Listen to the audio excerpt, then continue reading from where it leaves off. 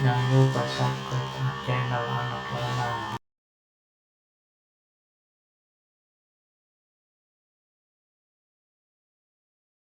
Assalamualaikum warahmatullahi wabarakatuh. Apa kabar Crash Troopers? Semoga kita semua selalu mendapat bimbingan Allah menuju jalan yang lurus. Jika selama ini kita mengetahui bahwa iblis selalu berbohong kepada manusia, namun ada satu peristiwa penting dalam sejarah Islam, di mana Allah memerintahkan seorang malaikat untuk menemui iblis, dan menghadapkan dirinya kepada Nabi Muhammad. Perintah ini diberikan untuk meninggikan derajat Nabi, dan sebagai peringatan bagi umat manusia, karena hanya kepada Nabi Muhammadlah iblis berkata jujur. Meskipun awalnya iblis ketakutan dengan ancaman azab yang keras jika berdusta, namun dia pun datang menyamar sebagai seorang tua buta, untuk memberitahu segala tipu dayanya terhadap umat manusia dari zaman Adam hingga akhir zaman.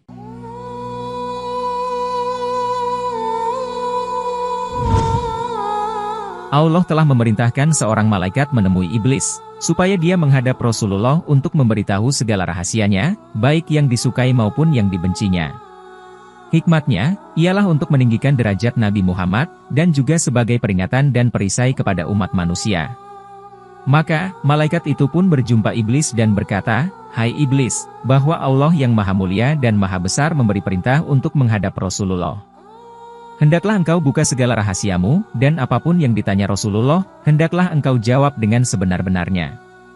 Jikalau engkau berdusta walau satu perkataan pun, niscaya akan terputus semua anggota badanmu, uratmu, serta disiksa dengan azab yang amat keras." Mendengar ucapan malaikat yang dahsyat itu, iblis sangat ketakutan. Maka, segeralah dia menghadap Rasulullah, dengan menyamar sebagai seorang tua yang buta sebelah matanya, dan berjanggut putih 10 helai, yang panjangnya seperti ekor lembu. Ketika para sahabat sedang bersama Rasulullah di kediaman seorang sahabat Ansyar, tiba-tiba terdengar panggilan seseorang dari luar rumah, "Wahai penghuni rumah, bolehkah aku masuk? Sebab kalian akan membutuhkanku."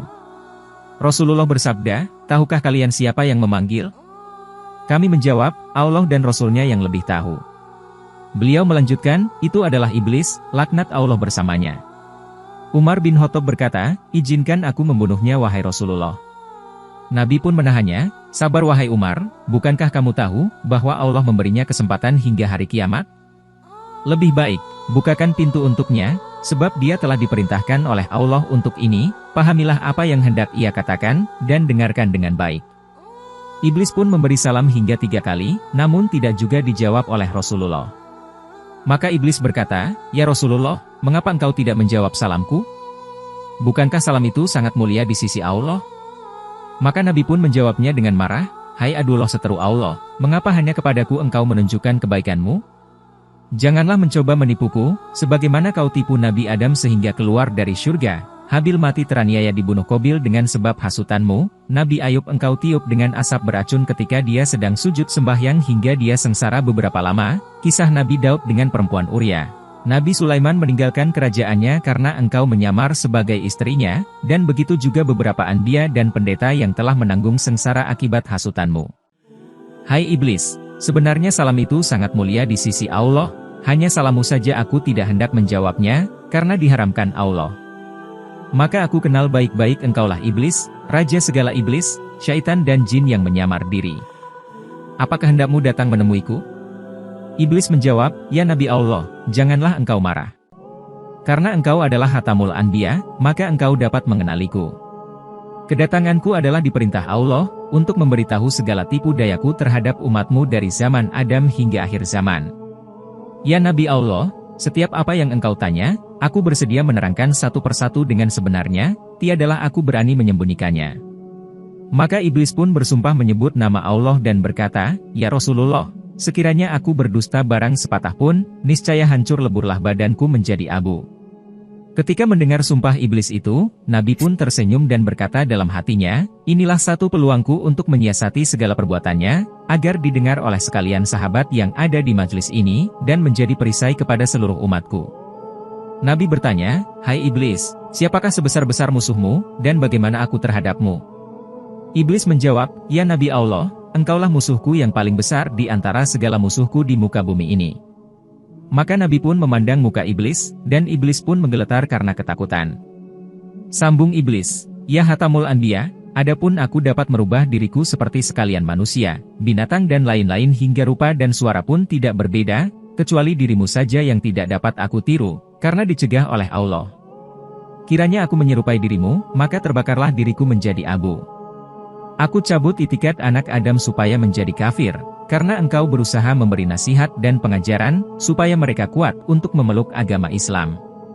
Begitu jugalah aku, berusaha menarik mereka kepada kafir, murtad atau munafik.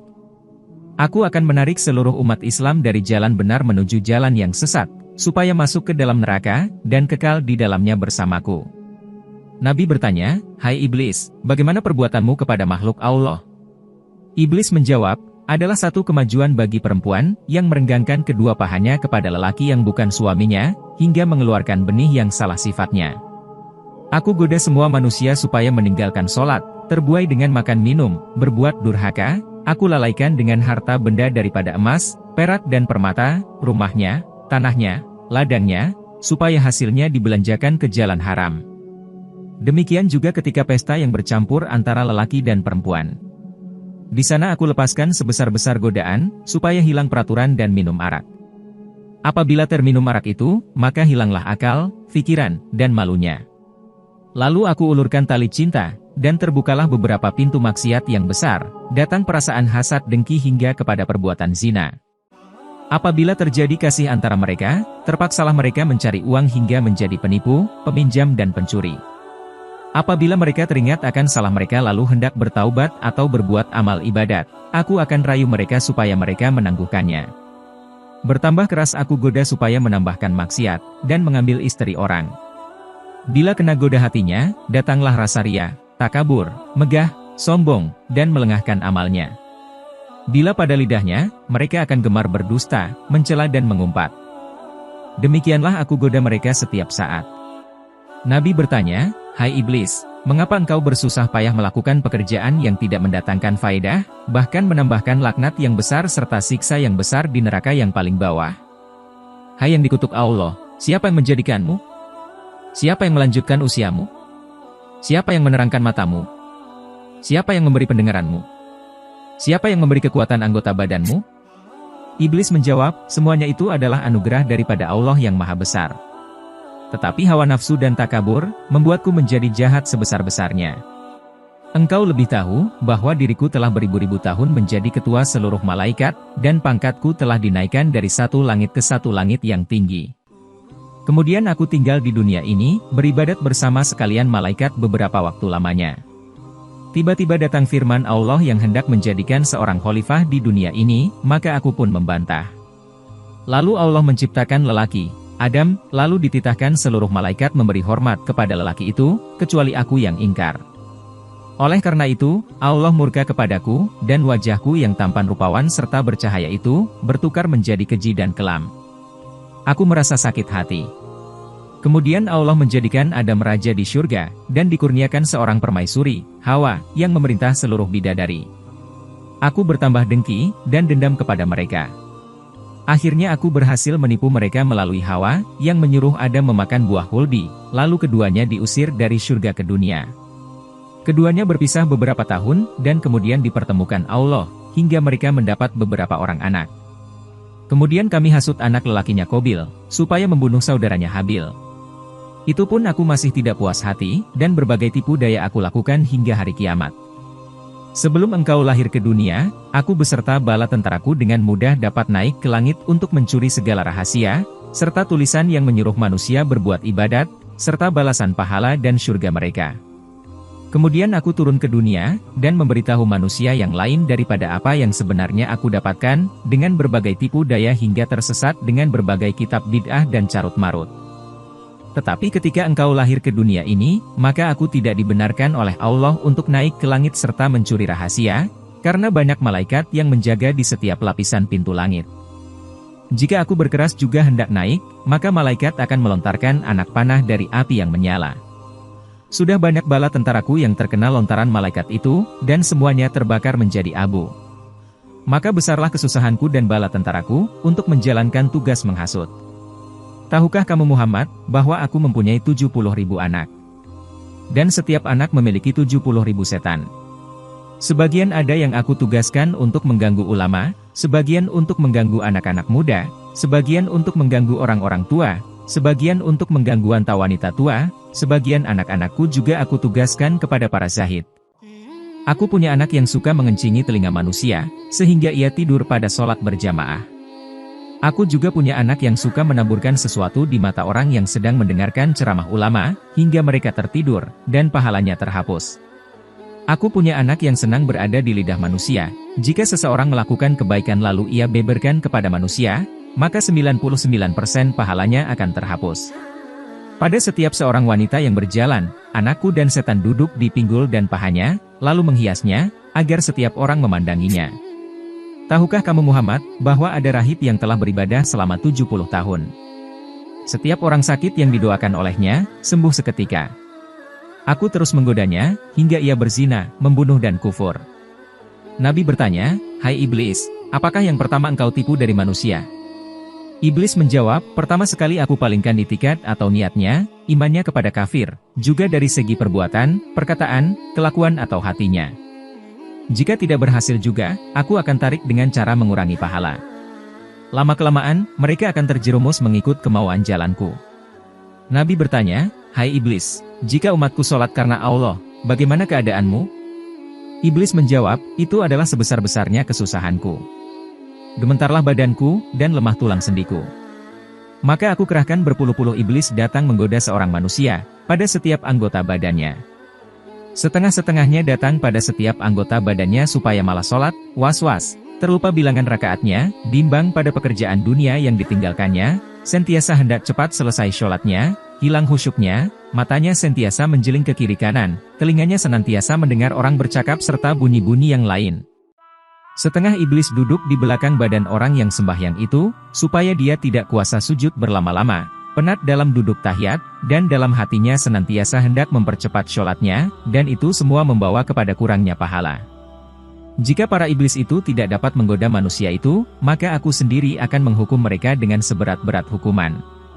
Nabi bertanya, "Jika umatku membaca Al-Quran karena Allah, bagaimana perasaanmu?" Iblis menjawab, "Jika mereka membaca Al-Quran karena Allah, maka rasa terbakarlah tubuhku, putus-putus segala uratku, lalu aku lari daripadanya." Nabi bertanya, "Jika umatku mengerjakan haji karena Allah, bagaimana perasaanmu?"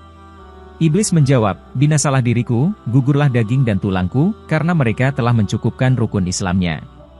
Nabi bertanya, "Jika umatku berpuasa karena Allah, bagaimana keadaanmu?" Iblis menjawab, "Ya Rasulullah, inilah bencana yang paling besar bahayanya kepadaku. Apabila masuk awal bulan Ramadan, maka memancarlah cahaya arasy dan kursi, bahkan seluruh malaikat menyambut dengan sukacita. Bagi orang yang berpuasa, Allah akan mengampunkan segala dosa yang lalu, dan digantikan dengan pahala yang amat besar, serta tidak dicatatkan dosanya selama dia berpuasa. Yang menghancurkan hatiku, ialah segala isi langit dan bumi, yakni malaikat, bulan, bintang, burung, dan ikan-ikan semuanya siang malam mendoakan ampunan bagi orang yang berpuasa. Satu lagi kemuliaan orang berpuasa, ialah dimerdekakan pada setiap masa dari azab neraka. Bahkan semua pintu neraka ditutup, manakala semua pintu surga dibuka seluas-luasnya, serta dihembuskan angin dari bawah arasy yang bernama angin Syiroh yang amat lembut ke dalam surga. Pada hari umatmu mulai berpuasa, dengan perintah Allah, datanglah sekalian malaikat dengan garangnya menangkapku dan tentaraku, jin, syaitan, dan ifrit, lalu dipasung kaki dan tangan dengan besi panas dan dirantai, serta dimasukkan ke bawah bumi yang amat dalam. Di sana pula, beberapa azab yang lain telah menunggu kami.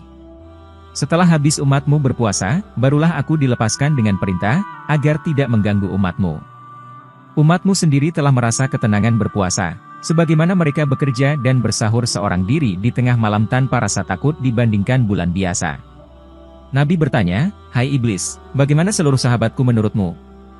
Iblis menjawab, "Seluruh sahabatmu juga adalah sebesar-besar seteruku.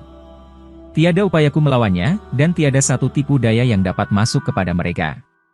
Karena engkau sendiri telah berkata, seluruh sahabatku adalah seperti bintang di langit, jika kamu mengikuti mereka, maka kamu akan mendapat petunjuk. Sayyidina Abu Bakar sebelum bersamamu, aku tidak dapat mendekatinya, apalagi setelah berdampingan denganmu. Dia begitu percaya atas kebenaranmu, hingga dia menjadi Wazirul Azam. Bahkan engkau sendiri telah mengatakan, jika ditimbang seluruh isi dunia ini dengan amal kebajikan Abu Bakar, maka akan lebih berat amal kebajikan Abu Bakar. Tambahan pula, dia telah menjadi mertuamu, karena engkau menikah dengan anaknya, Sayyidatina Aisyah, yang juga banyak menghafadz hadits-haditsmu. Sayyidina Umar Al-Khattab pula, tidaklah berani aku pandang wajahnya, karena dia sangat keras menjalankan hukum syariat Islam dengan seksama. Jika aku pandang wajahnya, maka gemetarlah segala tulang sendiku karena sangat takut. Hal ini karena imannya sangat kuat, apalagi engkau telah mengatakan, jikalau adanya Nabi sesudah aku, maka Umar boleh menggantikan aku, karena dia adalah orang harapanmu, serta pandai membedakan antara kafir dan Islam hingga digelari Al-Faruq. Sayyidina Utsman Al-Affan, aku tidak bisa bertemu, karena lidahnya senantiasa bergerak membaca Al-Quran. Dia penghulu orang sabar, penghulu orang mati syahid, dan menjadi menantumu sebanyak 2 kali. Karena taatnya, banyak malaikat datang melawat dan memberi hormat kepadanya, karena malaikat itu sangat malu kepadanya hingga engkau mengatakan, barang siapa menulis Bismillahirrohmanirrohim pada kitab atau kertas-kertas dengan dakwat merah, niscaya mendapat pahala seperti pahala Utsman mati syahid. Sayyidina Ali bin Abi Thalib pun aku sangat takut, karena hebatnya dan gagahnya dia di medan perang, tetapi sangat sopan santun, alim orangnya. Jika iblis syaitan dan jin memandang beliau, maka terbakarlah kedua mata mereka, karena dia sangat kuat beribadat, serta beliau adalah golongan orang pertama memeluk agama Islam, dan tidak pernah menundukkan kepalanya kepada sembarang berhala. Bergelar, Ali Karomallahu Wajhahu, yang dimuliakan Allah akan wajahnya, dan juga harimau Allah. Dan engkau sendiri berkata, akulah negeri segala ilmu, dan Ali itu pintunya. Tambahan pula dia menjadi menantumu, semakin aku ngeri kepadanya. Nabi bertanya, bagaimana tipu daya engkau kepada umatku? Iblis menjawab, umatmu itu ada 3 macam. Yang pertama seperti hujan dari langit yang menghidupkan segala tumbuhan, yaitu ulama yang memberi nasihat kepada manusia supaya mengerjakan perintah Allah, serta meninggalkan larangannya seperti kata Jibril, ulama itu adalah pelita dunia dan pelita akhirat. Yang kedua umat Tuhan seperti tuan tanah, yaitu orang yang sabar, syukur, dan ridho dengan karunia Allah. Berbuat amal soleh, tawakal dan kebajikan. Yang ketiga, umatmu seperti Fir'aun, terlampau tamak dengan harta dunia, serta dihilangkan amal akhirat. Maka aku pun bersuka cita lalu masuk ke dalam badannya, aku putarkan hatinya ke lautan durhaka, dan aku hela kemana saja mengikuti kehendakku. Jadi dia senantiasa bimbang kepada dunia dan tidak hendak menuntut ilmu, tiada masa beramal ibadat, tidak hendak mengeluarkan zakat, miskin hendak beribadat. Lalu aku goda agar minta kaya dulu, dan apabila diizinkan Allah dia menjadi kaya, maka dilupakan beramal, tidak berzakat seperti Korun yang tenggelam dengan istana mahligainya. Bila umatmu terkena penyakit tidak sabar dan tamak, dia senantiasa bimbang akan hartanya, dan setengahnya asyik hendak merebut dunia harta, bercakap besar sesama Islam, benci dan menghina kepada yang miskin, membelanjakan hartanya untuk jalan maksiat, tempat judi dan perempuan lacur. Nabi bertanya, siapa yang serupa dengan engkau? Iblis menjawab, orang yang meringankan syariatmu, dan membenci orang belajar agama Islam. Nabi bertanya, siapa yang mencerahkan muka engkau? Iblis menjawab, orang yang berdosa, bersumpah bohong, saksi palsu, pemungkir janji. Nabi bertanya, apakah rahasia engkau kepada umatku? Iblis menjawab, jika seorang Islam pergi buang air besar serta tidak membaca doa pelindung syaitan, maka aku gosok-gosokkan najisnya sendiri ke badannya tanpa dia sadari. Nabi bertanya, jika umatku bersatu dengan istrinya, bagaimana hal engkau? Iblis menjawab, jika umatmu hendak bersetubuh dengan istrinya serta membaca doa pelindung syaitan, maka larilah aku dari mereka. Jika tidak, aku akan bersetubuh dahulu dengan istrinya, dan bercampurlah benihku dengan benih istrinya. Jika menjadi anak, maka anak itu akan gemar kepada pekerjaan maksiat, malas pada kebaikan, dan durhaka. Ini semua karena kealpaan ibu bapaknya sendiri. Begitu juga jika mereka makan tanpa membaca bismillah, aku yang dahulu makan daripadanya. Walaupun mereka makan, tiadalah merasa kenyang. Nabi bertanya, dengan jalan apa dapat menolak tipu daya engkau? Iblis menjawab, jika dia berbuat dosa, maka dia kembali bertaubat kepada Allah, menangis menyesal akan perbuatannya. Apabila marah, segeralah mengambil air wudhu, maka padamlah marahnya. Nabi bertanya, siapakah orang yang paling engkau lebih sukai? Iblis menjawab, lelaki dan perempuan yang tidak mencukur atau mencabut bulu ketiak atau bulu ari-ari, bulu kemaluan, selama 40 hari.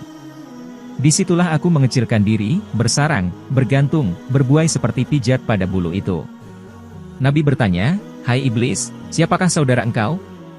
Iblis menjawab, "Orang yang tidur telungkup, orang yang matanya terbuka di waktu subuh tetapi menyambung tidur lagi. Lalu aku lenakan dia hingga terbit fajar.